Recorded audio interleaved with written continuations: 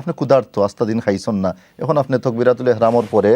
আপনি খুশু অর্জন করতে গিয়ে আপনার কিন্তু ব্যাক অফ ইউর মাইন্ড আপনার ক্ষুধায় আপনার ডিস্টার্ব দেয়। আপনি টয়লেটও যাওয়ার যে আপনার একটা ইমার্জেন্সি অবস্থা, ইমার্জেন্সি অবস্থায় আপনি নামাজ পড়তে না, আর আপনি ক্ষুধার্ত অবস্থায় আপনি নামাজ পড়তে না। নে এখন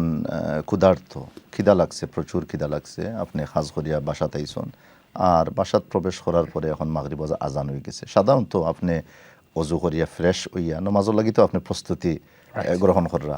কিন্তু যদি এই মুহূর্তে খাবারটা রেডি হয়ে যায়, সেখানে আপনি খাবারটা গ্রহণ করতাম মোহতরম, যাতে করিয়া নামাজও আপনার কোনো ডিস্টার্ব না হয়। আপনি ক্ষুধার্ত, আস্তা দিন খাইছেন না, এখন আপনি তাকবীরাতুল ইহরামের পরে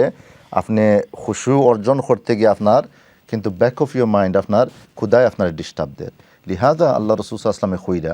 লা সলাতা বিহাদরাতিত তাআম ওয়ালা ইউদাফিউহুল আখবাসান, যে এমন অবস্থা যে আপনার এখন টয়লেটে যাইতে হইব, আপনি টয়লেটে যাওয়ার যে আপনার একটা ইমার্জেন্সি অবস্থা, ইমার্জেন্সি অবস্থায় আপনি নামাজ পড়তে না, আর আপনি ক্ষুধার্ত অবস্থায় আপনি নামাজ পড়তে না।